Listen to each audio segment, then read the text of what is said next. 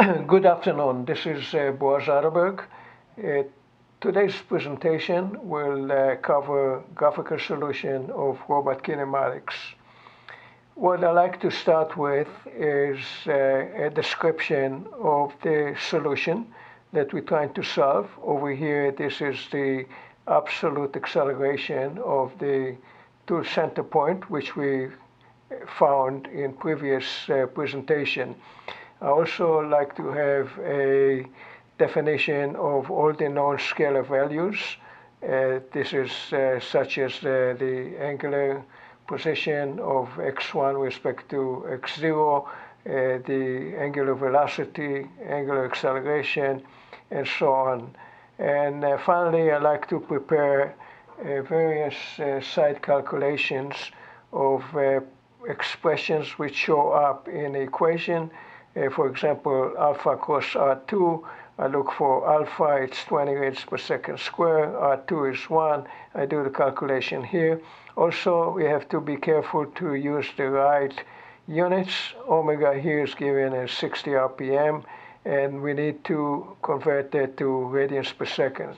Once we have all these three elements, solution expression, the values, and some side calculation that help us, we can go into a CAD system. We can remove this guy, and I use here SketchUp. It's very convenient, and I have here a coordinate system which is my inertial frame, and I can start building with it. So going back to the first expression, we see A1. A1 is in a z direction, and its value is 20 meters per second. So I come over here and I use a scale of 1 millimeter per meter per second square. I put 20 and I get this number. I have to enlarge it to see it properly. So I come over here and I enlarge the scale, and here I see the A1, which is the 20. The next term is A2. A2 is across the 30-degree line, and its value is 30 meters per second. So I come over here and I start by putting 30 in the parallel direction to x0. And then I take this element over here and I would rotate it 30 degrees.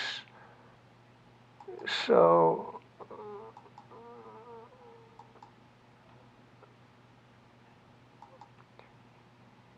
.30 degrees. Okay, you didn't do that. I'll try it again.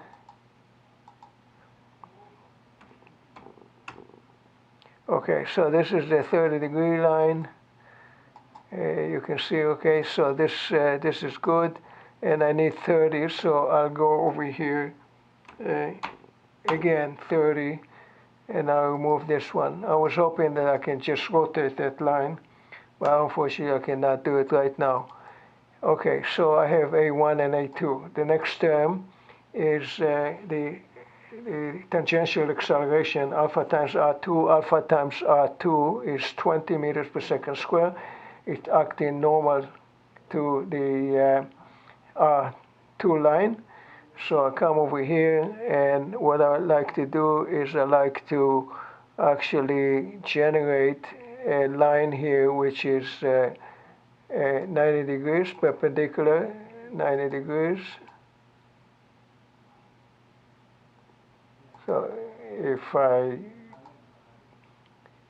okay, so again, if it's 20, I will come in here, draw a line. I guess what I can do is draw here a line of 20, and then take this line and rotate it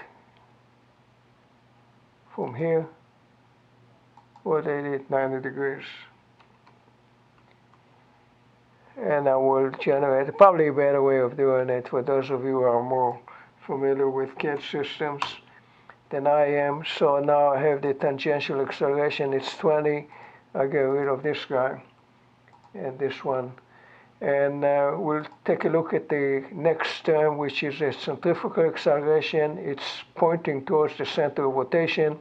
Its value is 39.4. So I'll come over here, and I will have to generate a line which is parallel to the R2. This is it. And then I draw a line 39.4. 39.4. I put it in, and it takes me over here to this point. The next term is the Coriolis acceleration. I found it over here to be 18.8. So we come over here, and the Coriolis is also in a direction which is parallel to the tangential. So I'll copy that here, and I need 18.8. So I'll come from this point, 18.8, and get the tip of the Coriolis. The next element that we have is the acceleration of gravity, the magnitude 9.8, and the direction is the negative z direction. So 9.8, we come from here, 9.8. And this pretty much concludes the analysis. I can connect it to the origin. This line is the total acceleration. If you want to see what are the components of this line along x and y, I look at the camera standard view, top view. So I see this is the origin. This was this is the line, so I have to come from here to here. We use this construction line from here. We use construction line from here, and now we can measure it. So along the x-axis we have negative 28. Along the y-axis we have 29, negative 29. And if you look at the front view, camera, standard front view, we can see that we have from here to here, we have the z component. I can measure it here from here to here, and it's 10. So this actually provides us all the information that we need. We don't need this line here, and we don't need this line here. But this shows us all the components, and what we could do now is we can remove some of these construction lines which are confusing.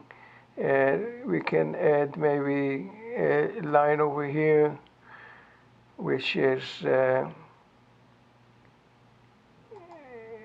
construction line here which is parallel, just to see the 30 degrees. And now what we can do is I can print screen. I can go to another tool which I like, and this is File, New, Don't Save, and then I paste it. I get over here the highlight of the solution. I have New, Don't Save, and I have a nice presentation here which I can then save. And now I can add the components. This was, as you recall, A1. This was A2. This component over here was A2 tangential. This one was A2 centrifugal.